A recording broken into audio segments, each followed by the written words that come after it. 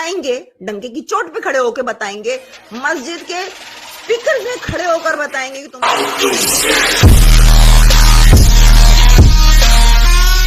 इस वीडियो को like, share और चैनल को सब्सक्राइब करना मत भूलिएगा। इस काम को आगे बढ़ाने और अवेयरनेस फैलाने के लिए मुझे आप लोगों की सपोर्ट की जरूरत है। आप पेट्रियन, ओनली फैंस या सिंपली पेपैल के थ्रू सपोर्ट कर सकते हैं। लिंक आपको डिस्क्रिप्शन में मिल जाएंगे। आपकी सपोर्ट मेरे लिए बहुत मायने रखती है।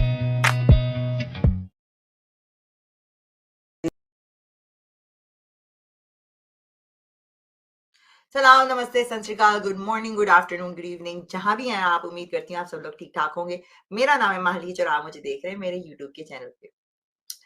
जय श्री राम एवरीवन। आप सब लोगों को लगा था कि माहलीज चली गई है। अब वो सारे लोग जो बकवास कर रहे थे ना, माहलीज सनातनी बन गई है, तो माहलीज टुनी बन गई है, तो माहलीज इंडिया की एजेंट है, तो माहलीज पाकिस्तान की एजेंट है, तो माहलीज पाकिस्तान की पत्नी क्या है। सब लोगों को अब मौका मिल जाएगा बातें करने का।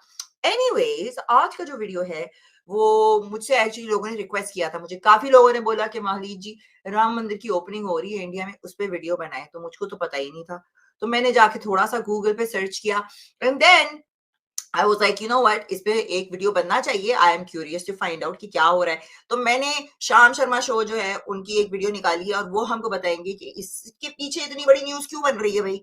हाँ, मंदिर तो हर वक्त बनते रहते हैं, चर्चेस भी बनते हैं, वो कितनी मस्जिदें तो तौबा कितनी बनती रहती हैं, तो इसमें ऐसी क्या स्पेशल बात है और मुझको नहीं पता है। तो चले ये वीडियो देखते हैं ताकि फिर हमको पता चले कि इसके ऊपर इतना क्यों वबाल मचा हुआ है। मगर वीडियो पे जाने से पहले इस वीडियो को लाइक, शेयर और सब्सक्राइब करना मत भूला करो यार, वरना मैं घर तक आऊंगी आपके। एनीवेज, चलिए वीडियो देखते हैं। इंडिपेंडेंट इंडिया के सबसे इम्पोर्टेंट दिनों में से एक 22 जनवरी है, जब राम मंदिर की प्राण प्रतिष्ठा की जाएगी। हर किसी को इंतजार है 22 जनवरी का। रामलला की प्राण प्रतिष्ठा के लिए आज से विशेष पूजा की शुरुआत होगी। For the Ram Mandir construction, there's been elements brought in from different parts of the country. A masterpiece in every dimension. Beat superstar Rajnikant और mega star Amitabh Bachchan, the OG on-screen Ram Arun. यार this is crazy. Video पे चलते हैं। मगर ये बड़ी बात है कि आप लोग यहाँ पर भी ब्रैम्पटन में एक मंदिर बना हुआ है, बिल्कुल ऐसा लगता है इसके ताजमहल की तरह, और उसके स्टोन्स और उसकी चीजें जो हैं वो इंडिया से आई थी। That's what I have heard, right. मगर दिस इज वेरी अमेजिंग कि आप ये ओरिजिनल स्टोन्स लेकर आना और वो इकट्ठा करना है। आगे चलते हैं। Govil और Sita Deepika Chikiliya, who are expected to be a part of Lord Ram's Pran Pratishtha in Ayodhya on January 22nd.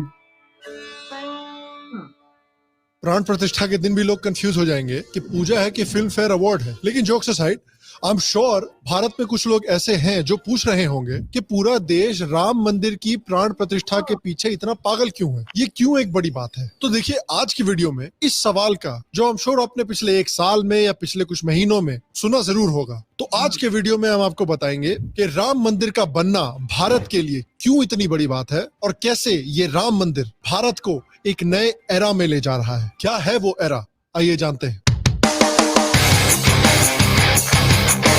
Hello, Shyam Sharma show के इस एपिसोड में आपका बहुत बहुत स्वागत है। मैं हूं सेक्युलरिज्म का सीईओ श्याम शर्मा और आप सबको एक सेक्युलर प्रणाम। तो 22 जनवरी को राम मंदिर में प्राण प्रतिष्ठा सेरेमनी होने वाली है। प्राण प्रतिष्ठा को अगर इंग्लिश में ट्रांसलेट किया जाए तो लिटरल मीनिंग है किसी चीज में प्राण यानी लाइफ फोर्स को डालना। ये भारत में एक सेक्रेट सेरेमनी है जिसमें जब भी किसी घर में या मंदिर में एक मूर्ति रखी जाती है तो उस मूर्ति की प्राण प्रतिष्ठा की जाती है, जिससे उस मूर्ति में प्राण डाले जाते हैं और जिस देवी देवता की वो मूर्ति है उस देवी देवता का एक एसेंस उस मूर्ति में बस जाता है और वो घर या वो मंदिर उस देवी देवता का घर बन जाता है। तो जब राम मंदिर की प्राण प्रतिष्ठा होगी तो उसका मतलब होगा कि ऑफिशियली श्री राम वापस अपने घर में आकर बसेंगे। देखिए, ये दिन भारत के सभी लोगों के लिए एक बहुत बड़ा दिन है और जो भी पॉलिटिशियंस इलेक्शन के समय पर लोगों को कास्ट के बेसिस पर, लैंग्वेज के बेसिस पर, रीजन्स के बेसिस पर बांटने की कोशिश करते हैं, उनके मुंह पर भी बहुत बड़ा तमाचा है, क्योंकि आप देखिए कि राम जन्मभूमि मूवमेंट में पूरे देश के लोगों ने पार्टिसिपेट किया है। इस मंदिर को बनने में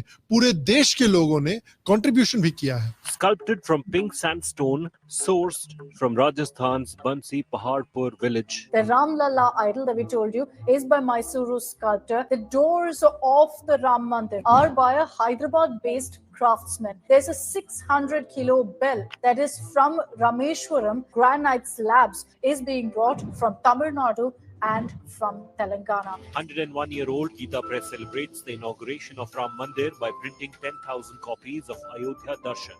और पूरे देश से लोग आ रहे हैं राम मंदिर में रामलला के दर्शन करने के लिए। झंडा लेकर हाथ में और कंधे पर बैग टांगे पैदल चले जा रहे थे। मैंने इनसे जब पूछा तो उन्होंने बताया कि ये जोधपुर से आए हैं और पैदल इन्होंने अयोध्या पहुंचने का फैसला लिया है। The inauguration of the new international airport. In fact, the first flight that took off from Delhi landed in Ayodhya today. 22 जनवरी को अयोध्या एयरपोर्ट पर लगभग 100 चार्टर्ड प्लेन लैंड करेंगे। बहुत मजा आ रहा है हमें यहाँ आके, हमें उम्मीद नहीं थी इतना अच्छा बनेगा यहाँ पर। बहुत खुश हैं हम यहाँ अयोध्या आकर। 300 लोग आए हैं हम दिल्ली से। अब जैसा कि मैंने कहा, कुछ लोग पूछते हैं कि भाई मंदिर ही तो है, इतनी क्या बड़ी बात है यार, क्यों मरे जा रहे हैं लोग इतना राम मंदिर के लिए? यहाँ हॉस्पिटल बनवाना था, यूनिवर्सिटी बना। अच्छा इससे पहले कि हम आगे चलें, महलीज को थोड़ा बहुत बोलना है। हर किसी के अपने बिलीव्स होते हैं, राइट? सो अगर इनके मुताबिक वो माना जाए, मैं अगर अपनी मूर्ति बनाकर और यहाँ पर मैं उद्घाटन करूँ तो मैं भी प्रॉफिट तो हूँ ही, तो मैं उसमें अपनी जान डाल सकती हूँ यार, you know I mean. Anyways, हर किसी के अपने बिलीव होते हैं, मगर मैं जानना चाहती हूँ कि व्हाई दिस, इस वक्त क्यों इतना बड़ा मंदिर बनाया जा रहा है? आप और भी कुछ चीजें बना सकते थे। सवालात मेरे जहन में आते हैं, राइट? डेडिकेशन देखना इनकी कि लोग पता नहीं कहाँ से चल के आ रहे हैं यार, दैट इज समथिंग अमेजिंग। वो लोग करते हैं, people do it for their gods. दूसरे लोग भी करते हैं, क्रिश्चियंस भी करते हैं, मुसलमान तो फट जाते हैं, राइट? हर कोई अपने उस पे एक्सट्रीम पे करता है। दूसरी बात, जो स्कल्पचर्स की बात हो रही थी, तो उसमें तो India is always been known. आपकी जितनी भी मूर्तियां हैं या आपके जो टेम्पल्स हैं जो पुराने आपके निकल के आते हैं, एंड वी हैव सीन कि जो आर्ट वर्क है उनका, वो that is just amazing, out of this world.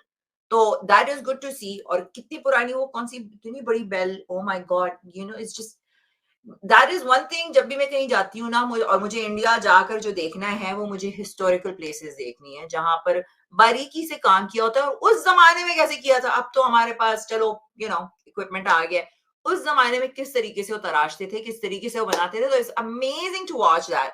Like art की तो कोई कमी है ही नहीं इंडिया में।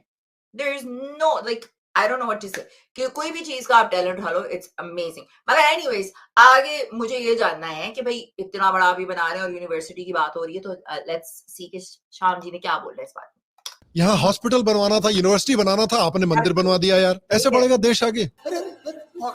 सेंसिटिव लड़का मैंने आज तक नहीं देखा रे। तो क्यों है भारत के लोग इस मंदिर के लिए इतने पैशनेट? क्योंकि देखिए, जैसा कि मैंने कहा, ये मंदिर भारत के एक नए एरा को सिंबलाइज करता है, जो एरा 1000 सालों के बाद भारत में आ रहा है। तो ये क्या एरा है, इसे प्रॉपर्ली समझने के लिए हमें इंडियन हिस्ट्री में थोड़ा सा गोता लगाना पड़ेगा। देखिए, भारत की हिस्ट्री शुरू होती है प्री इस्लामिक एंशिएंट समय से। इंडस वैली सिविलाइजेशन में भारत का आर्किटेक्चरल और अर्बन प्लानिंग का चमत्कार पहली बार हमें देखने को मिलता है। मोहनजोदारो और हड़प्पा जैसे शहरों में एडवांस प्लानिंग में मॉडर्न शहरों की तरह सड़कों का ग्रिड सिस्टम और सूएज सिस्टम डेवलप किया गया है। इस वैसे इट्स वेरी अनफॉर्चुनेट कि मोहनजोदाड़ो जो है पाकिस्तान के हिस्से में आ गया है, क्योंकि उन्होंने तो तबाह बर्बाद कर दिया। पाकिस्तान में तो वैसी मूर्तियां बन करके तोड़ देते हैं ये लोग, पागल लोग। तो वहां से तो सारी जो हिस्ट्री थी वो तो इन लोगों ने तबाह बर्बाद कर दी है। And I think that was such a gem. Mohenjodaro is such a gem of a place जिसको you know you can go learn so much from there, मगर नहीं, तबाह बर्बाद कर लिया। बट एनीवेज, अभी हम देखते हैं कि इसमें क्या क्या था जो हमको पता चलता है उस सिविलाइजेशन के बारे में। तौर से भारत की लंबी ट्रेडिंग हिस्ट्री शुरू होती है अलग अलग सिविलाइजेशन से, चाहे मेसोपोटामिया हो, इजिप्ट हो, रोम हो या ग्रीस हो। और इस ट्रेड के थ्रू धीरे धीरे भारत का कल्चर और भारत के जो इंपॉर्टेंट टेक्स्ट हैं, जैसे रामायण, ये भी दुनिया के कोने कोने में जाने लगते हैं। जैसे Cambodia, Thailand, Indonesia, south Korea और मलेशिया, ये देश भी रामायण के ट्रेडिशंस को अपने कल्चर्स में इनकॉर्पोरेट करने लगते हैं। एक एंशिएंट कोरियन टेक्स्ट है सामगुक यूसा, जो कोरिया के किंग सूरो की कहानी बताता है। और इस टेक्स्ट के मुताबिक किंग सूरो की जो पत्नी है वो भारत के अयोध्या से आई थी। तो ये दिखाता है कि कोरिया जैसे देश और भारत जैसे देश के बीच में एंशिएंट कनेक्शंस कितने बने हुए थे। और जिस तरह एंशिएंट समय में रामायण साउथ कोरिया गया था, उस तरह मॉडर्न समय में कोरिया के जो के ड्रामास हैं वो भारत आ रहे हैं और पॉपुलर हो रहे हैं। और मुझे पता है, देखिए, छुपाने की कोशिश मत कीजिए, मुझे पता है आप में से ऐसे कई लोग हैं जो देखते हैं कोरियन ड्रामा, और शायद जो लोग कोरियन ड्रामास देखते हैं उन्हें लैंग्वेज डिवाइड की प्रॉब्लम हो सकती है, और इसलिए this video is brought to you by mini TV. अच्छा, ड्रामे तो हम सबके देखते हैं, यानी पाकिस्तान के ड्रामे भी इंडिया में देखे जाते हैं और इंडिया की जो मूवीज हैं वो पाकिस्तान में देखे। यार टैलेंट एंड आर्ट और इन चीजों में, कभी मैं भी चाइनीज मूवी देख रही होती हूँ कभी कभार, इट ऑल डिपेंड्स कि आपको क्या चीज पसंद है। उसमें कोई बैरियर थोड़ी आना चाहिए कि भाई इस मुल्क का है तो नहीं देखूंगा, उस लैंग्वेज में है तो नहीं देखना है। I don't believe in all that. मुझे जो चीज अच्छी लगती है और मैं समझ सकती हूँ उसको, तो मैं उसको जरूर देखती हूँ, and if it's interesting, right, so there is nothing wrong with that. K pop देखो आप लोग, देखो। पर वापस आते हुए, ये एक ऐसा समय था भारत में जब हमारे बड़े बड़े जो इंपॉर्टेंट टेक्स्ट थे, चाहे हमारे वेद हो, रामायण हो, महाभारत हो, ये सब डेवलप किए गए थे। उसके बाद भारत में महाजनपद डेवलप हुए थे, जो कि धीरे धीरे शक्तिशाली राज्यों में डेवलप हुए। इस पीरियड में भारत ने दो बड़े महान साम्राज्य देखे, मौर्य साम्राज्य और गुप्ता साम्राज्य। गुप्ता साम्राज्य के समय को भारत का गोल्डन एज कुछ हिस्टोरियंस ने कहा है, क्योंकि ये समय कल्चरल, साइंटिफिक और इकोनॉमिक प्रॉस्पेरिटी का समय था। इस दौर में कालिदास जैसे महापुरुष थे जिन्होंने शकुंतला लिखी थी। इस पीरियड में मैथ और साइंस ने भी बहुत प्रगति की थी। आर्यभट्ट जैसे विद्वान ने पाई की अप्रोक्सीमेट वैल्यू और पृथ्वी के रोटेशन के कॉन्सेप्ट को इंट्रोड्यूस किया था। आर्किटेक्चर और एजुकेशन में भी इंडिया ने बहुत बड़े कदम उठाए थे। इसी समय पर नालंदा यूनिवर्सिटी जैसी प्रेस्टिजियस यूनिवर्सिटीज को भी डेवलप किया गया था। अजंता एलोरा केव से लेकर भारत के कोने कोने में भव्य और ग्रैंड मंदिर बनाए गए थे। भारत इकोनॉमिकली भी दुनिया में एक पावर हाउस था। एक समय पर दुनिया की 1/3 जीडीपी सिर्फ भारत से प्रोड्यूस की जाती थी। देखिए, इस समय पर सब कुछ परफेक्ट भी नहीं था। सिविलाइजेशनली और कल्चरली भारत भले ही एक रहा हो हमेशा से भारत के लोग कश्मीर से कन्याकुमारी तक ज्योतिर्लिंगों को, शक्तिपीठों को और चारों धाम की यात्रा करने के लिए जाते थे। भारत में हमेशा एक सिविलाइजेशन होने की फीलिंग जरूर थी, और इंडिया को कई चक्रवर्ती राजाओं ने पॉलिटिकली यूनाइट भी किया था अक्सर। लेकिन इंडिया में कोई ऐसा सिस्टम नहीं था जो इंडिया को एक लंबे समय तक पॉलिटिकली यूनाइट करके रख सके। उसके ऊपर से भारत में कास्ट डिस्क्रिमिनेशन जैसी प्रॉब्लम्स डेवलप हो रही थी। न सिर्फ अपर कास्ट जो लोअर कास्ट के खिलाफ डिस्क्रिमिनेशन कर रहे थे, बल्कि अलग अलग स्टेट्स के पावरफुल कास्ट एक दूसरे से पॉलिटिकल भिड़ंत भी कर रहे थे, जिसकी वजह से भारत में एक पॉलिटिकल डिसयूनिटी आ गई थी। और अनफॉर्चुनेटली इस पॉलिटिकल डिसयूनिटी का भुगतान आने वाले सालों में हमें ऑलमोस्ट 1000 सालों तक करना पड़ेगा। तब आता है दूसरा एरा, इस्लामिक इन्वेजन्स का एरा। ये पीरियड जो 8वीं सेंचुरी से शुरू होकर रफली, अच्छा, मैंने हिस्ट्री दिखाती है हमको यही कि हर यानी काफी सारी सिविलाइजेशंस गुजरी हैं हिस्ट्री में जो टॉप के उरूज में थी। पर्शियन एम्पायर ले लें आप, और भी बहुत सारी हैं।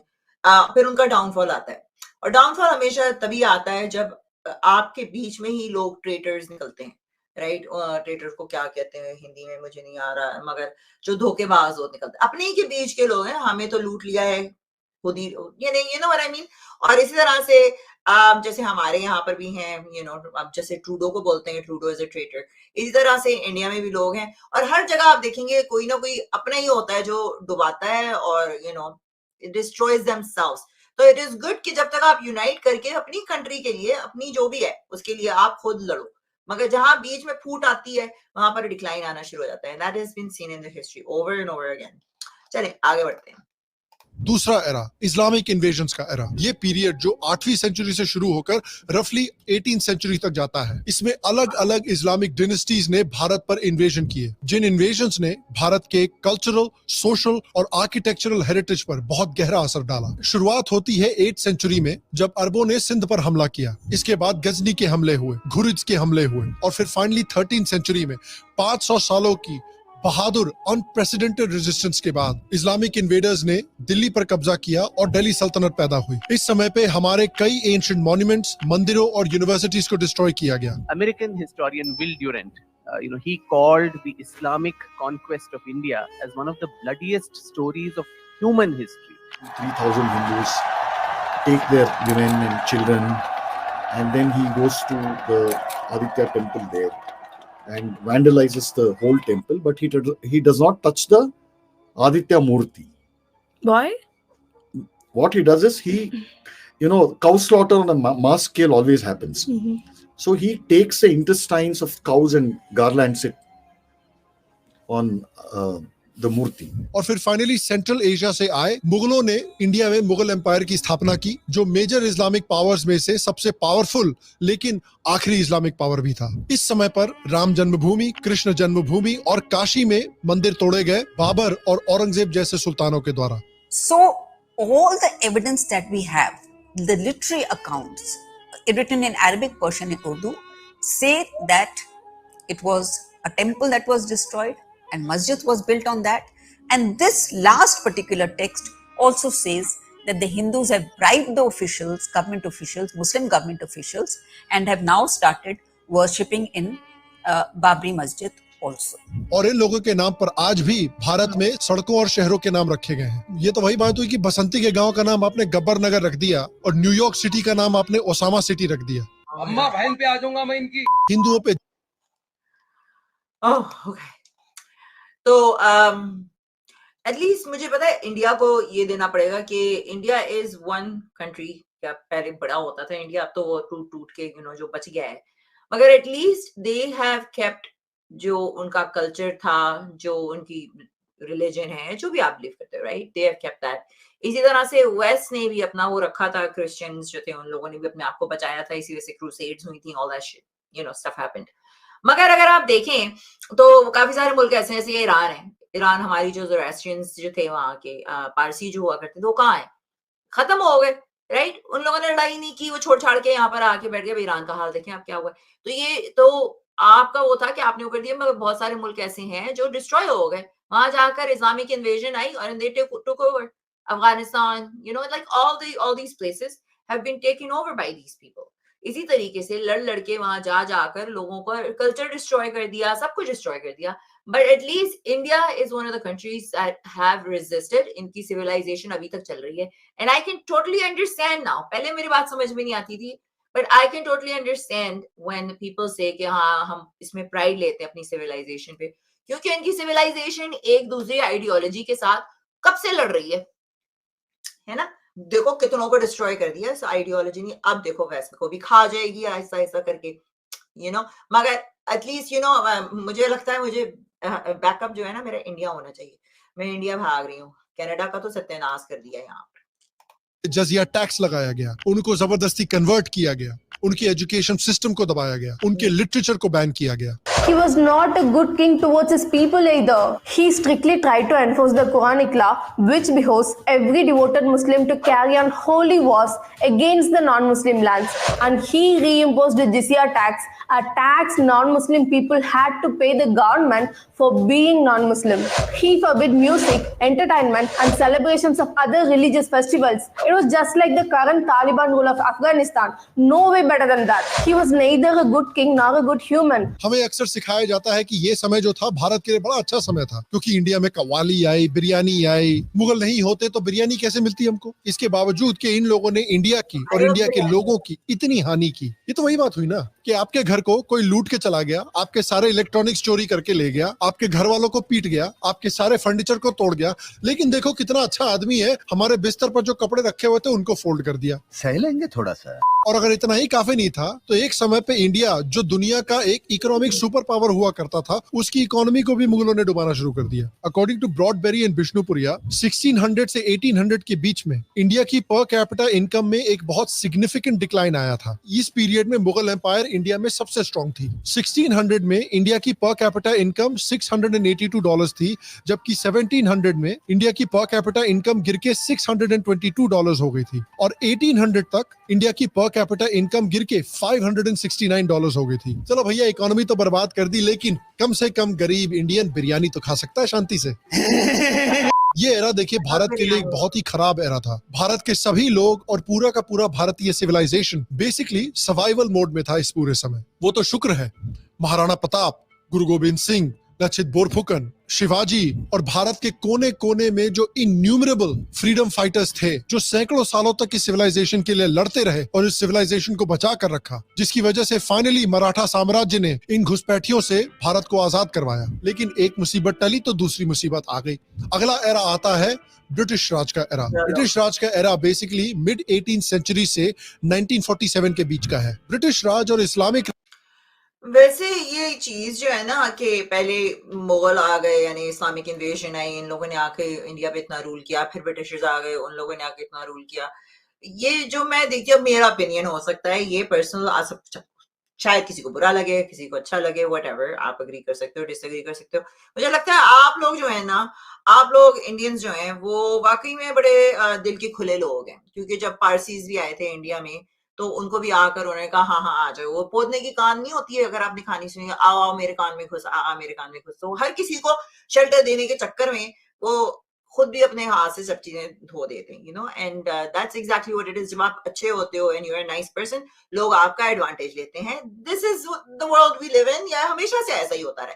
सो ये आप दो एग्जांपल्स देख चुके हैं, एंड आई नो अब लोग कहते हैं कि भाई इंडिया ऐसा हो रहा है, इंडिया ऐसा हो रहा है। तो I think sometimes you have to be tough, you know, क्योंकि India has played nice for very long time. Now it has become that power. अब उनके पास है ये पावर भी और तब्बड़ भी है, बैकबोन भी है कि भाई नहीं, हम तो वो करेंगे जो हमें अच्छा लगता है हमारे मुल्क के लिए। हम आप लोगों की बातें नहीं सुनेंगे, गुलाम नहीं बनेंगे किसी के भी, राइट? सो और वो चीज लोगों को पसंद नहीं आ रही है, which whatever. So anyways, continue करते हैं।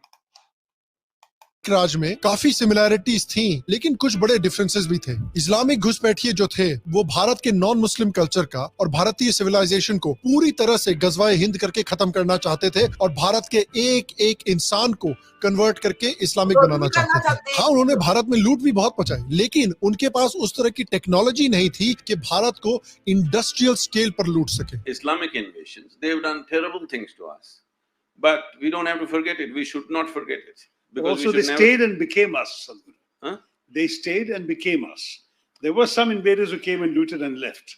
But for many of the people, such as the emperor who built the Taj Mahal, they are us. They are part of our soil, assimilated into our culture. So I want you to know, if there was no World War II, British also would have stayed. So that doesn't mean that happened because of their love for you. No, but Sadhguru, they sent everything from here back to England. Whereas these people, even whatever they looted, they spent here. There is a difference. That is because it's another time when there were no ships. अंग्रेजों का plan थोड़ा different था। अंग्रेजों का सबसे important गोल था भारत के सभी रिसोर्सेज को और पैसे को लूटना। In the 19th century, the American J.T. Sunderland wrote about the India that the British found when they arrived. India was a far greater industrial and manufacturing nation than any in Europe or Asia. Her textile goods were famous all over the civilized world. So was her exquisite jewelry and her precious stones. So was her pottery, her porcelains and ceramics. So were her fine works in metal, iron, steel, silver, and gold. She had great architecture, equal in beauty to any in the world. She had great merchants, businessmen, bankers, and financiers. She was not only a great shipbuilding nation, but had commerce and trade which extended to all civilized countries. That may seem like heavy-handed praise, but the record does show that pre-colonial India was a dominant manufacturing economy. Indian culture को destroy करने से उन्हें इस लूट में मदद मिलती और इंडिया को इफेक्टिवली लूटने के लिए भारत के लोगों को कमजोर बनाना जरूरी था। उन्हें फिजिकली ही नहीं बल्कि मेंटली कॉलोनाइज करना भी जरूरी था, ताकि अपने देश की लूट में ही वो अंग्रेजों को मदद करें। अंग्रेजों ने डिवाइड एंड रूल का इस्तेमाल किया, इंडियन इंडस्ट्री को पूरी तरह से डिस्ट्रॉय किया गया और पूरे की पूरी इंडियन इकोनॉमी को अंग्रेजी इंडस्ट्री पर डिपेंडेंट बनाया गया। जितनी भी इंडिया की बड़ी बड़ी इंडस्ट्रीज थी, चाहे टेक्सटाइल्स हो, शिप बिल्डिंग हो, ये सारी इंडस्ट्रीज को ब्रिटेन शिफ्ट किया गया। Soon enough, British manufacturers lobbied their government to completely eliminate the competition from the Indian textile industry. See, despite the restrictions imposed on Indian industry, British manufacturers were still finding it difficult to compete with Indian products. Company soldiers were sent to smash Indian looms. According to several different accounts, they even went around breaking the thumbs of weavers so that they could no longer ply their trade. But that's not all. To ensure that the Indian textile industry could not recover, adapt, or innovate itself back into relevancy, the British imposed an absurdly harsh 80% tariff. This had an immediate catch-22 trap effect. exporting goods from India to the UK was now economically unviable. कुछ लोग बोलते हैं कि नहीं अंग्रेज बड़े अच्छे थे, उन्होंने रेलवेज बना के दी हमें। कौन है ये लोग, कहां से आते हैं? अबे घंटा, अबे रेलवेज उन्होंने हमारे लिए थोड़ी बनाई थी यार। That the British Empire was more about Britain than about India. The great symbols of empire in India, such as the country's rail system, were built for the benefit of the British rather than for Indian citizens. और अंग्रेजों की policy की वजह से भारत में regularly सूखा पड़ने लगा और लाखों लोगों की जान जाने लगी। इंडियन एजुकेशन सिस्टम को भी पूरी तरह से बर्बाद किया गया और उसको हटाकर यूरोपियन एजुकेशन सिस्टम से रिप्लेस किया गया, जिससे कि अंग्रेजों ने मल्टीपल जनरेशंस क्रिएट किए ऐसे इंडियंस के जो पूरी तरह से मेंटली कॉलोनाइज हो चुके थे और अंग्रेजों के गुलाम बन चुके थे। और अनफॉर्चुनेटली जब भारत को अंग्रेजों से आजादी मिली तो भारत की बैकडोर इन्हीं मेंटली कॉलोनाइज स्लेव्स के हाथों में दे दी गई, जिससे भारत का चौथा एरा आता है 1947 टू 2014 का, यानी मेंटल गुलामी का एरा। अगर इंडिपेंडेंस के बाद भारत के लोगों ने सोचा होगा कि अब हमारे देश की हालत बेहतर होने वाली है, तो आई एम श्योर वो उसी तरह डिसअपॉइंटेड हुए होंगे जिस तरह वो लोग डिसअपॉइंटेड हुए थे जिन्होंने आदि पुरुष का first day first show ticket खरीदा था। दृश्य देखना मुझे नहीं लगता कि किसी को पसंद आएगा। कांग्रेस ने इकोनॉमी को डेवलप करने के लिए एक कैपिटलिस्ट सिस्टम के बजाय एक सोशलिस्ट सिस्टम चुना, जिससे इंडिया की इकोनॉमिक डेवलपमेंट बहुत ही स्लो हो गई। इंडिया की इकोनॉमी को 1 बिलियन इकोनॉमी बनने में 67 इयर्स लग गए। और नेशनल सिक्योरिटी की बात करें तो भैया इंडिया की गवर्नमेंट देश के टुकड़े दूसरों को ऐसे बांटने लगी जैसे कि कोई टेक यूट्यूबर गिव अवे कर रहा हो। जब पाकिस्तानियों ने कश्मीर पे अटैक किया तो नेहरू जी ने सीज फायर करवा के आधा कश्मीर पाकिस्तानियों को दे दिया। 1962 में अक्साई चीन चाइना को दे दिया। नेपाल को इंटीग्रेट करने का चांस था हमारे पास, लेकिन नेहरू जी ने मना कर दिया। और अगर कल्चरल साइड पे देखें तो ये भी एक बहुत डार्क समय था भारत के लिए। आज की जो पार्टी है जिन्होंने राम मंदिर के प्राण प्रतिष्ठा के इनविटेशन को डिक्लाइन किया और कहा कि रिलीजन पर्सनल मैटर है, पॉलिटिक्स और रिलीजन को मिक्स नहीं करना चाहिए, ये पार्टी है जिन्होंने हिंदूज के रिलीजियस लॉज को रिफॉर्म किया था लेकिन मुस्लिम्स के रिलीजियस लॉज को टच भी नहीं किया था। हिंदूज के मंदिरों को इन्होंने हड़पा था लेकिन मुस्लिम्स और क्रिश्चियंस को पूरी खुली छूट दे रखी थी। हिंदूज के कल्चरल और एजुकेशनल इंस्टीट्यूशंस को ये लोग सपोर्ट नहीं देते, उन पर पाबंदियां लगाते हैं, लेकिन ये पाबंदियां मुस्लिम और क्रिश्चियन एजुकेशनल और कल्चरल इंस्टीट्यूशंस पर नहीं लगी हुई थी। उसके ऊपर से पॉलिटिक्स और रिलीजन को सेपरेट रखते हुए इस गवर्नमेंट ने वक्फ एक्ट भी पास किया था, जिसमें कई फार रीचिंग पावर्स इस्लामिक वक्फ बोर्ड को दी गई थी। इन पावर्स की वजह से वक्फ बोर्ड किसी भी प्रॉपर्टी को अपना क्लेम कर सकती है और इंडियन कॉन्स्टिट्यूशन कुछ भी नहीं कर सकता। 2014 में भी इलेक्शन रिजल्ट्स के पहले कांग्रेस ने वक्फ बोर्ड को दिल्ली की प्राइम लोकेशंस की 123 प्रॉपर्टीज गिफ्ट की थी। पॉलिटिक्स और रिलीजन को अलग रखते हुए कांग्रेस पार्टी ने शाहबानो नाम की एक मुस्लिम औरत के राइट्स को प्रोटेक्ट करने के बजाय इस्लामिक पेट्रियार्की को सपोर्ट करने का डिसीजन लिया था। कई बार ये कोशिश की गई कि हिंदू और मुस्लिम आपस में समझौता करें और मुस्लिम समझे कि ये मंदिर हिंदुओं के लिए कितना जरूरी है और खुशी खुशी ये मंदिर हिंदुओं को बनाने दें। एक समय पर 1990s में ऐसा होने भी वाला था, लेकिन हमारे देश के जो सबसे एमिनेंट हिस्टोरियंस थे वो हिंदू और मुसलमानों में प्यार कैसे देख सकते थे? ये तो अलाउड नहीं है इंडिया में। But we were from the research team, so we were given free entry and exit also. I went into the site and I saw inside the mosque there were 12 pillars of temple pillars at that time. Now the question comes, how would you say these are temple pillars? That will be having Purna Kalasha motif on the lowest part. This is one of the Ashtamangala Chinnas, 8 auspicious symbols in Hinduism. तो इस तरह से भारत में religion और politics को अलग रखा गया था। रिलीजन और पॉलिटिक्स को भारत में अलग रखने की जो बात है ना, ये एक नंबर का झूठ है। ये वैसा ही झूठ है जैसा झूठ आप अपने फ्रेंड्स को बोलते हैं। जब आपके फ्रेंड्स आपसे पूछते हैं भाई तू कहाँ है, तू कब पहुंचने वाला है इधर, तो आप मैसेज करते हैं कि बस भाई मैं ऑटो में बैठ गया हूँ, मैं आने ही वाला हूँ, जबकि आप अभी बिस्तर में पड़े हैं। यार ये बात तो इन्होंने सही कही है कि ये तो एक नंबर का झूठ है। हमारे पाकिस्तान को भी उठा लो या आप इंडिया को भी उठा लो, वहां पर जो भी है जितनी पॉलिटिशियंस है, रिलीजन को तो हमेशा से यूज किया गया है। दैट्स समथिंग दैट हमेशा यूज हुई है। Religion is the biggest divider. किसी को डिवाइड करना है रिलीजन पे डिवाइड कर दो। देखो कुत्तों की मिसाल नहीं देना चाहती हूँ, मगर एक दूसरे को मार काटने पे आ जाते हैं। देख लो आप, चाहे वो सिख्स को उठा लो, आई एम सॉरी टू से, आपका भी उठा लो या मुसलमानों को उठा लो, सब यानी किसी को लड़ाना है वो रिलीजन उठा लो उनकी। और जहां कोई आराम से रहना शुरू होता है उसके दिमाग में टोटोर करना, ये सारे पॉलिटिशियंस हैं, ये लोग ही करते हैं। You no, if and that's what I believe कि पॉलिटिक्स में आपको सबके साथ फेयर करना है। आप 4 बच्चों के आगे एक को लॉलीपॉप देकर 3 को नहीं दोगे तो क्या होगा?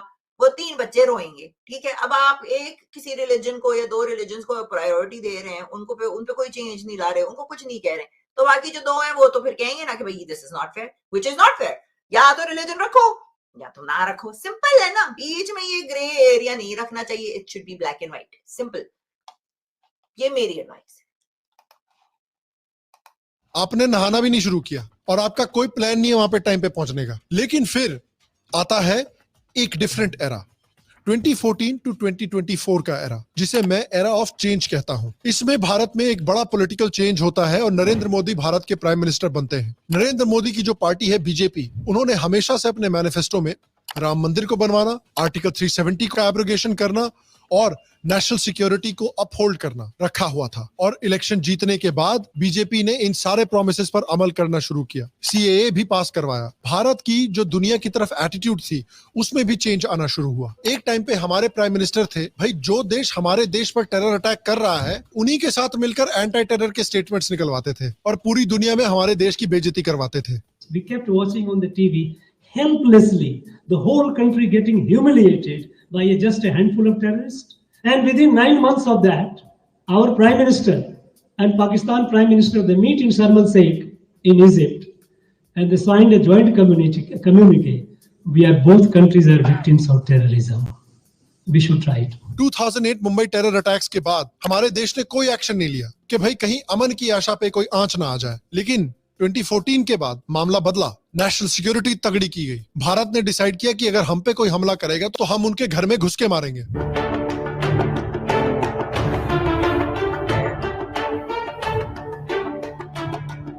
इस्लामिक और नक्सल दोनों तरह के जो टेरर अटैक्स हैं वो बहुत कम हुए हैं। एक ऐसा पॉलिटिकल एनवायरनमेंट डेवलप किया गया जहां पर प्रो इंडिया मूवीज बन सके। जब एक समय पर इंडिया को कास्ट के नाम पर बांटा जाता था, वहां पर हिंदुत्व लाया गया जो उन्हीं कास्ट बैरियर्स को तोड़ रहा है। और हिंदुत्व मूवमेंट की सक्सेस में और कास्ट बैरियर्स को तोड़ने में राम जन्मभूमि का बहुत बड़ा हाथ रहा है। ट्रिपल तलाक हटाया गया, यूनिफॉर्म सिविल कोड लाने की बातें हो रही है, पॉपुलर फ्रंट ऑफ इंडिया जैसे आतंकवादी ऑर्गेनाइजेशन को बैन किया गया। भारत इस समय पर दुनिया का 5th लार्जेस्ट इकोनॉमी बना। आज ओपनली पीओके को वापस लेने की बातें की जा रही हैं। टारगेटेड स्कीम्स के थ्रू लाखों करोड़ों लोगों को गरीबी से बाहर लाया गया। और जो उपलब्धियां 2014 टू 2024 के बीच में हुई हैं, उस वजह से आज जो ये राम मंदिर बन रहा है, ये हमें भारत के एक नए एरा में ले जा रहा है, जिस एरा को मैं कहता हूं the self confident era. Shri Ram का पहला वनवास 14 साल का था, लेकिन उनका दूसरा वनवास 500 साल का रहा है। ना सिर्फ 500 साल का वनवास खत्म करके महाराजा धीराज श्री राम घर वापस आ रहे हैं, लेकिन उसके साथ साथ ये जो राम मंदिर बन रहा है, ये एक सिंबल है भारत के लोगों की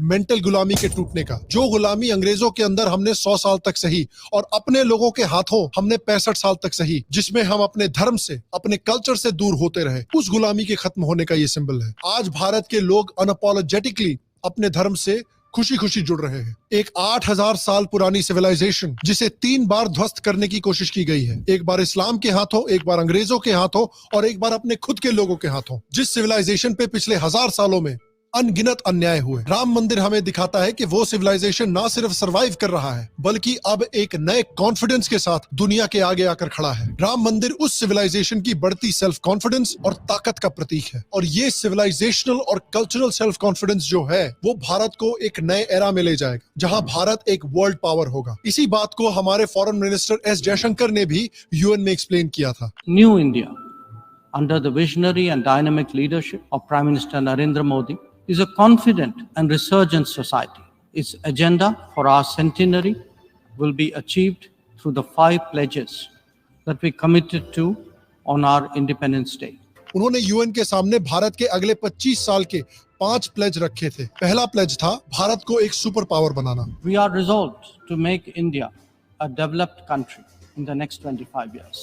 ये देखिए, हवाबाजी नहीं है जैसे कि आपका दोस्त करता है जब आप पार्टी में जाते हैं उसके साथ, और वो कहता है कि देख यार मेरे को कल बहुत काम है, मैं एक ही ड्रिंक करूंगा, और आधे घंटे के बाद वो शर्ट उतार के चिकनी चमेली पे डांस कर रहा होता है और आपको कहानियां सुनाता है कि कैसे वो पर्सनली कटरीना कैफ को जानता है। नहीं साहब, ये हवाबाजी नहीं है। इस क्लेम के पीछे हार्ड डेटा है। दीपक बागला जो एमडी और सीईओ है इन्वेस्ट इंडिया के, उन्होंने एक्सप्लेन किया है। The most unprecedented transformation in the history of the free world is what India is going through today. Total FDI I've received in my history from 1947 has been about $950 odd billion.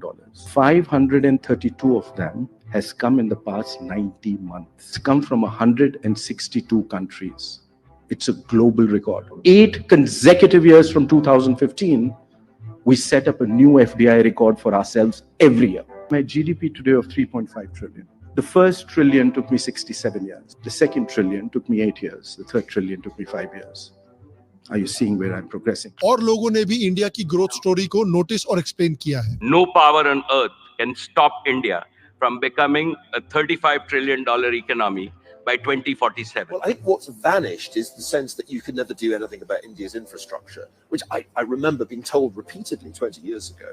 And that turns out not to be true. You know, we now have India having leapt forward in fintech with a national system of payments that is really the envy of many countries in the Western world. दूसरा pledge है कि भारत अपने colonial mindset से दूर होगा। We will liberate ourselves from a colonial mindset. This means reformed multilateralism and more contemporary global governance. आज जो pro India movies बन रही हैं, जो प्रो इंडिया इंटेलेक्चुअल्स पूरे भारत में फेमस हो रहे हैं, जैसे जयसाई दीपक, विक्रम संपत, संजीव सान्याल, हिंदुत्व सिर्फ पॉलिटिकली ही नहीं बल्कि कल्चरली भी सक्सीड कर रहा है। कास्ट बैरियर्स टूट रहे हैं, भारत के यंग लोग हिंदुत्व से जुड़ रहे हैं। राम मंदिर का बनना इस कॉलोनियल माइंडसेट के मुंह पर सबसे बड़ा तमाचा है। और जैसे कर्मा में डॉक्टर डैंग को थप्पड़ पड़ा था, उसी तरह राम मंदिर के बनने से उस कॉलोनियल माइंडसेट के मुंह पर जो थप्पड़ पड़ा है, उस थप्पड़ की गूंज बहुत दूर तक जाएगी। तीसरा, भारत अपने सिविलाइजेशनल हेरिटेज को प्रोटेक्ट करेगा और ग्रो करेगा। Our rich civilizational heritage will be a source of pride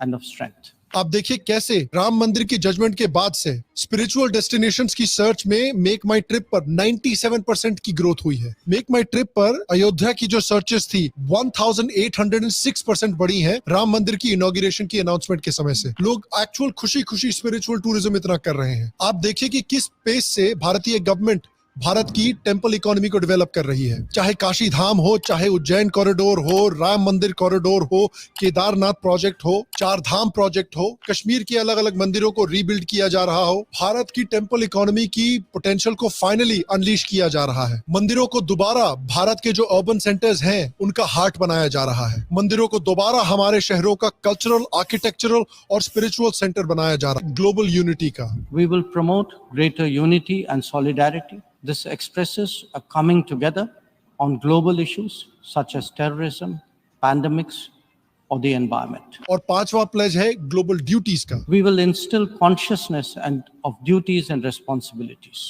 This applies to nations as much as it does to citizens. Bharat हमेशा से वसुधैव कुटुंबकम, म्यूचुअल रिस्पेक्ट और रेसिप्रोसिटी में विश्वास करता हुआ आया है। जैसे जैसे इंडिया की ताकत बढ़ेगी, जैसे जैसे इंडिया वर्ल्ड स्टेज पर और भी इन्फ्लुएंशियल बनेगा, वैसे इंडिया भी डिमांड करेगा कि वेस्टर्न देश आज हमको वैसे ट्रीट नहीं कर सकते जैसे पूरी दुनिया पाकिस्तान को ट्रीट करती है। हम आज 75 साल बाद आज कशकोर लेके फिर रहे हैं। आज हम किसी दोस्त मुल्क में जाते हैं तो वो कहते हैं कि आए हैं मांगने के लिए। टेलीफोन किसी को करते हैं तो वो समझते हैं ये मांगेंगे हमसे। अगर आप इंडिया से अच्छी ट्रीटमेंट चाहते हैं तो आपको भी इंडिया को सही तरीके से ट्रीट करना पड़ेगा। और India western powers, Islamic powers और चाइना की तरह नहीं होगा। इंडिया उनसे अलग होगा। एक पावरफुल इंडिया दुनिया के लिए एक अच्छी चीज होगी। वेस्टर्न देश, चाइना और इस्लामिक पावर्स जो थी वो जब पावरफुल बन रही थी, उसका मतलब था कि दूसरे देशों को, दूसरे सिविलाइजेशन को कमजोर होना पड़ेगा। इसे जीरो सम गेम कहा जाता है। लेकिन इंडिया अलग है। इंडिया बढ़ेगा तो दूसरों को साथ लेकर बढ़ेगा। इसे पॉजिटिव सम गेम कहा जाता है। सभी साथ काम करके, एक दूसरे की मदद करके साथ बढ़ोतरी कर सकते हैं। ये है इंडिया की फिलॉसफी। इंडिया चाहता है कि पूरे के पूरे ग्लोबल साउथ को दुनिया की डिसीजन मेकिंग प्रोसेस में इन्वॉल्व किया जाए। ग्लोबल साउथ दुनिया की डेवलपिंग कंट्रीज को कहा जाता है, जिन्हें एक समय पर थर्ड वर्ल्ड कंट्रीज भी कहा जाता था। और इंडिया सिर्फ ये बोल नहीं रहा है, India walks the talk as well. आप सबकी सहमति से आगे की कार्रवाई शुरू करने से पहले मैं अफ्रीकन यूनियन के अध्यक्ष को G20 के स्थायी सदस्य के रूप में अपना स्थान ग्रहण करने के लिए आमंत्रित करता हूं। तो ये है 2024 का एक कॉन्फिडेंट इंडिया। ये है इंडिया जो आने वाले अगले 25 सालों के एरा में एक मेजर प्लेयर बनने वाला है दुनिया में। और हाँ, इंडिया का ये जो कॉन्फिडेंस है, ये पॉलिटिकल, इकोनॉमिक और मिलिट्री ताकत से भी आया है, लेकिन बिना एक कल्चरल और सिविलाइजेशनल सेल्फ कॉन्फिडेंस के हम इस अपॉर्चुनिटी का एडवांटेज नहीं ले पाते। लेकिन आज हमारे पास वो सेल्फ कॉन्फिडेंस है, और मेरी आशा है कि इस सेल्फ कॉन्फिडेंस की वजह से जो जयशंकर ने प्लान बताया है कि अगले 25 साल में इंडिया एक सुपर पावर बनना चाहता है, वो सेल्फ कॉन्फिडेंस इंडिया को उसके सुपर पावर एरा में लेकर जाए, उसके विश्व गुरु एरा में लेकर जाए। और मैं आपसे पूछना चाहता हूँ कि आपके लिए राम मंदिर क्या मीन करता है? नीचे अपने थॉट्स मुझे कमेंट सेक्शन में जरूर बताएं। मैं आप सबके कमेंट्स पढ़ना चाहता हूं कि आपके लिए व्हाट डज द राम मंदिर मीन। बाकी guys, Okay guys, there's a lot to unpack there. बड़ी लंबी वीडियो थी और उसमें बहुत सारी चीजें इन्होंने मेंशन की हैं, तो मैं हर किसी पॉइंट को अब मुझे याद भी नहीं है दिमाग पे, but let's just go back to certain points जो इन्होंने मेंशन किए हैं।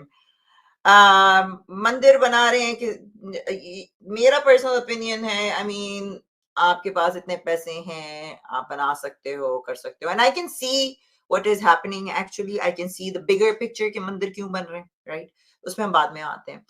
तो the thing is कि जब आपके पास पावर नहीं होती है ना, आप गरीब होते हो, आपके पास पावर नहीं है, कोई कांटेक्ट नहीं है, तो हर कोई आकर आपको मसल देता है, आपको दूसरों की करनी पड़ती है भाई। ये वो मुहावरा है ना कि वक्त पड़ने पे तो गधे को भी बाप बनाना पड़ता है, और बनाना पड़ता है कभी कभार। मगर जब आपके पास वो पावर आ जाए और जब आपके पास पैसे आ जाएं और आप फाइनेंशियली भी स्ट्रांग हो, तो फिर आप खड़े होकर कह सकते हो भाई नहीं क्यों ऐसे करें। And that is what I think has happened कि वेस्टर्न कंट्रीज जो थी वो काफी अरसे से पावरफुल थी, and you know US specially अगर आप देखा जाए, मगर ऑब्वियसली हर सिविलाइजेशन का, हर किसी का ना डाउनफॉल आता है, ऊपर नीचे चलता रहता है। सो अब मुझे यही लगता है लिविंग इन द वेस्ट के वेस्ट का जो डिक्लाइन है वो स्टार्ट हो गया है, और इनके अपना खुद इन्होंने अपने पैर पे खुद ही कुल्हाड़ी मारी है, their own responsibility for it. So meanwhile जो इंडिया है, they have developed a lot of things have changed. पहले जैसे कि मैं देख रही थी वीडियो में कि उन्होंने मैन्युफैक्चरिंग तबाह की इंडिया की। अब आप देखो तो अभी उस दिन मैं एयरबीएनबी पे लोगों से बात कर रही थी, सारे इंडियन, सारे कॉल सेंटर्स आपके इंडिया में, सारी आपकी प्रोडक्शन अब जो है सब कुछ इंडिया में हो रही है। जब कोई चीज उठा के देखो तो made in India, you know, तो इट्स लाइक टेबल ही बदल गई भैया। आपका तो प्राइम मिनिस्टर इस वक्त जो है वो ही इंडियन है, आपके तो हर कोई इंडियन ही है ना। वो कहते हैं ना कारमा, ये कारमा है ब्रिटिशर्स का, तो उनका तो आप छोड़ ही दें।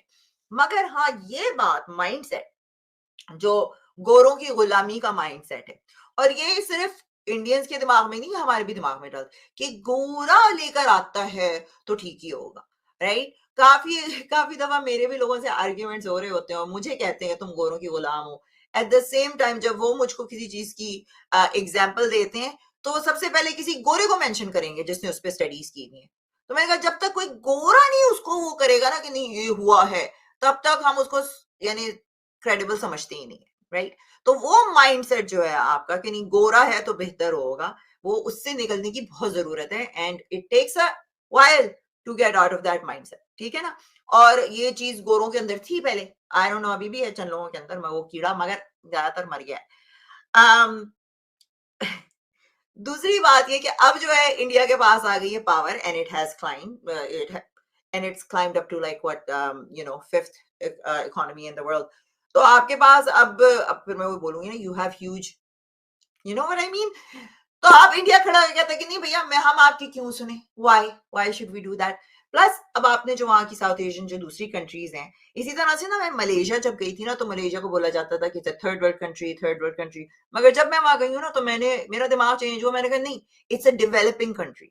और मलेशिया को आप जाके देखो, आप वहां पे दूसरी कंट्रीज में घूमो, and if they all combine, so in the future मुझे लगता है कि जो ईस्ट है it's going to be becoming world power, और जो वेस्ट है उसका डिक्लाइन आएगा। तो ये जो बात है ये तो मैं भी देख रही हूँ होने वाला है, but it is amazing to see कि इंडिया किस तरीके से कर रहा है। और अगर ये राम मंदिर और जिस तरह से उन्होंने डिस्क्राइब किया कि यू नो कि मंदिर की industry, again I would say, और स्पिरिचुअलिटी की जो चीजें हैं वो मैं यहाँ भी बढ़ते हुए देख रही हूँ। People are becoming more spiritual, okay. जो क्रिश्चियंस भी यहाँ पर थे, गोरे जो हैं यहाँ पर, वो इतने रिलीजियस नहीं है, वो ज्यादातर स्पिरिचुअल हो गए हैं। यहाँ पर टेरेट्स का आर्ट में हैं, यू नो योगा कर रहे हैं, उसमें बड़े बिजनेसेस यहाँ पे चल रहे हैं, आप लोगों के इंडिया से चुराए हुए बाय द वे गोरे कर रहे हैं। सो एनीवेज, तो वो एक इंडस्ट्री है और लोग स्पिरिचुअल रिट्रीट्स पे जाती हैं, and I think if India can capitalize on it, भैया कैपिटलाइज करो। मैंने चंद वो कल्ट्स वगैरह भी देख रही थी, जो वो होते हैं, वो आते हैं वहां पे रिट्रीट्स में, मगर I am not talking about cults, मगर I am talking about actual retreat, जहां आप जाके वहां रिलैक्स करो, वहां पे स्पा है, वहां पे मेडिटेट करो, जो भी है। What are you doing? You're bringing in money from other countries to your country, and India is beautiful, so why not? और फिर ये जो टेम्पल्स आप लोग बनाते हो, they're so beautiful. Obviously, जो उसका स्ट्रक्चर है, you know, so it's something for tourists to go and see, and it attracts them. पाकिस्तानियों के पास इतना दिमाग ही नहीं था कि वो कुछ ऐसा कुछ बनाते जहां पे लोग जाके देखें। वहां तो कोई टूरिस्ट जाते हुए डरता है कि भाई हमको किडनैप ना कर लिया जाए। तो I think it's an amazing thing that they are doing, और उनका देखना आप टूरिज्म और बढ़ेगा इस चीज के उस पे। So I can see the investment point on making this mandir, और उसको हाइप करना, ये भी तो है ना, पब्लिसिटी भी चाहिए होती है ना। सो माली दूर की सोचती है, इसी तरह से इंडिया ने भी दूर का सोचा है, and I can't wait to see how India is going to grow. ठीक है ना। अब सारे मुझे कमेंट सेक्शन में बताओ कि आपको क्या लगता है कि इंडिया कहां तक जाएगा, and what do you agree with me. मैं गलत भी हो सकती हूँ, मैं हमेशा सही तो नहीं होती। ओके, उसके साथ साथ इस वीडियो को लाइक, शेयर और इस चैनल को सब्सक्राइब करना मत भूलना। ओके, और मिलते हैं आपसे नेक्स्ट वीडियो तक, तब तक के लिए बाय। के थ्रू सपोर्ट कर सकते हैं, लिंक आपको डिस्क्रिप्शन में मिल जाएंगे। आपकी सपोर्ट मेरे लिए बहुत मायने रखती है।